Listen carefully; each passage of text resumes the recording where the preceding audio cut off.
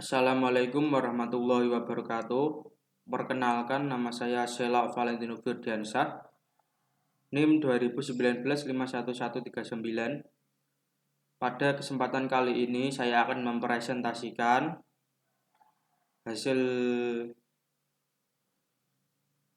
belajar saya untuk mata kuliah Informatika Robotika dengan judul Sistem Rumah Cerdas Berbasis IoT dengan mikrokontroler, Nodemku, dan aplikasi Telegram.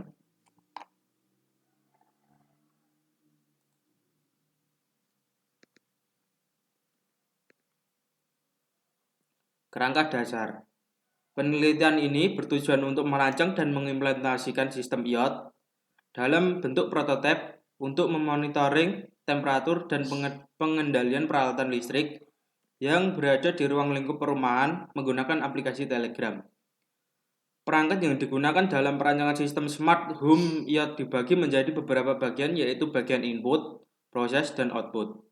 Setelah dilakukan implementasi dan analisis hasil pengujian, sistem ini menunjukkan dapat bekerja dengan baik secara keseluruhan dimulai dari koneksi ke Wi-Fi, berkomunikasi dengan server Telegram, menerima perintah, mengirim notifikasi, hingga membaca status dari sensor dan relay. Selanjutnya, listrik merupakan kebutuhan primer bagi manusia dalam menjalani kehidupan sehari-hari. Sedangkan tarif biaya listrik saat ini semakin tinggi, sehingga perlu dilakukan upaya penghemat agar tindakan pemborosan dapat dikurangi. Dan cara melakukan penghematan salah satunya dengan menerapkan sistem kendali peralatan listrik jarak jauh yang menggunakan sistem IoT Smart Home. Kemudian, teknologi yang terjadi dapat dimanfaatkan dalam mempermudah pekerjaan manusia. Fakta tersebut memicu muncul sebuah inovasi yang memungkinkan setiap peralatan atau perangkat yang berada di dalam sebuah rumah dapat dikendalikan secara jarak jauh dengan memanfaatkan teknologi internet. Selanjutnya, media aplikasi atau situs web khusus yang dirancang untuk menjadi media pengendali kelistrikan peralatan rumah dengan rumah tangga sehingga akan mengurangi tingkat konsumsi energi listrik. IoT dapat digunakan untuk mengatasi pemborosan energi listrik yang terjadi karena banyaknya peralatan rumah tangga yang sering ditinggal oleh pemilik rumah dalam keadaan menyala.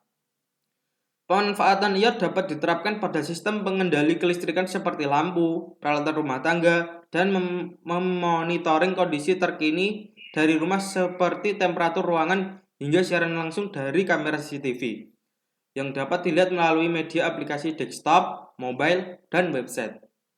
Teknologi IoT juga dapat digunakan untuk mempermudah monitoring keamanan rumah sehingga dapat mempermudah kegiatan penghuni rumah. Selanjutnya, proses yang dibutuhkan untuk mengubah sistem kelistrikan rumah konvensional menjadi sistem smart home atau rumah cerdas berbasis IoT sehingga dapat mempermudah aktivitas manusia. Perangkat yang dibutuhkan agar dapat membuat peralatan rumah tangga terkoneksi dengan Wi-Fi untuk mendapatkan koneksi internet.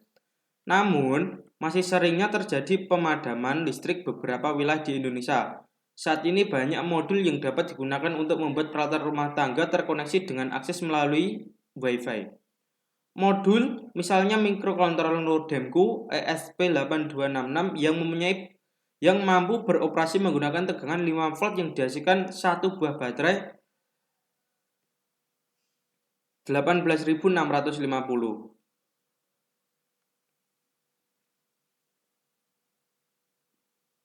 Solusi masalah.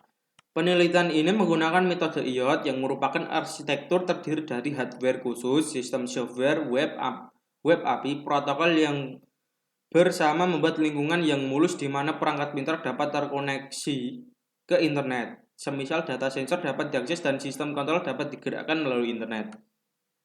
Perangkat dapat terhubung ke internet menggunakan berbagai cara seperti Ethernet, Wi-Fi, Bluetooth, dan sebagainya.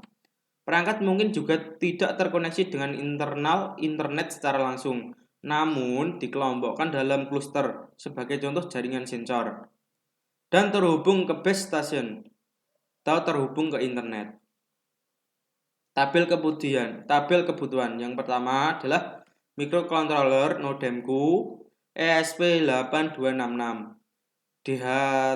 DHT 11 sensor, modul relay 4 channel.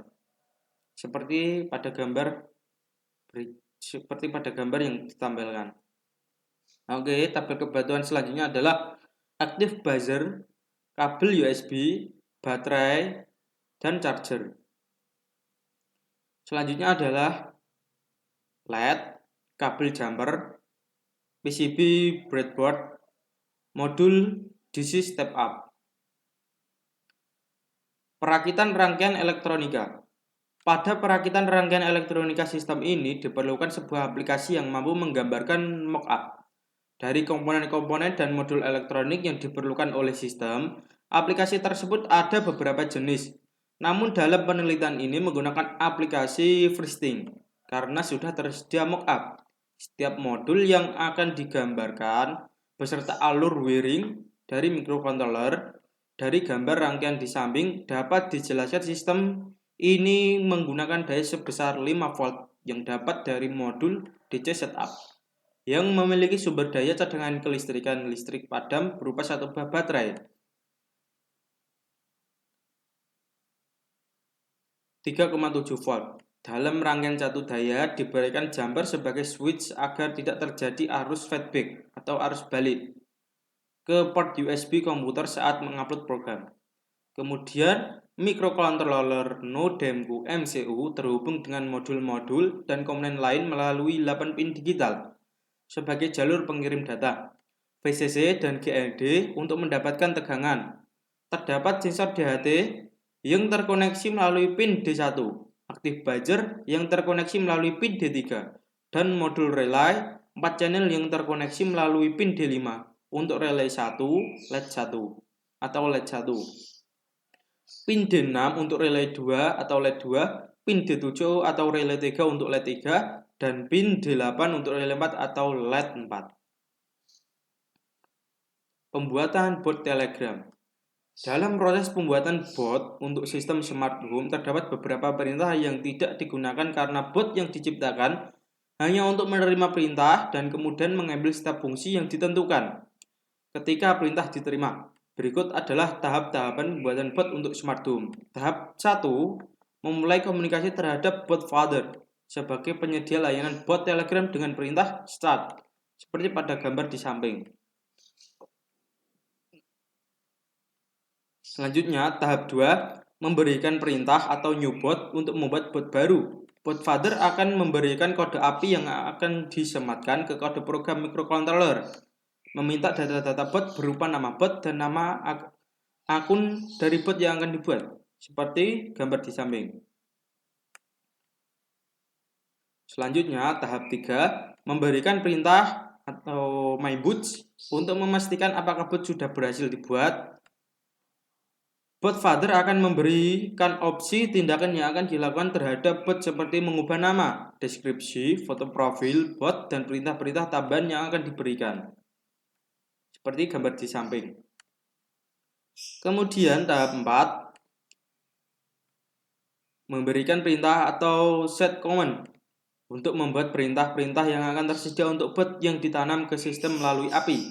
Kode API disematkan ke dalam kode program. Bagian yang ditandai di atas merupakan token API untuk berkomunikasi dengan akun rumah Q bot melalui Telegram Messenger, seperti gambar di bawah ini bisa dilihat.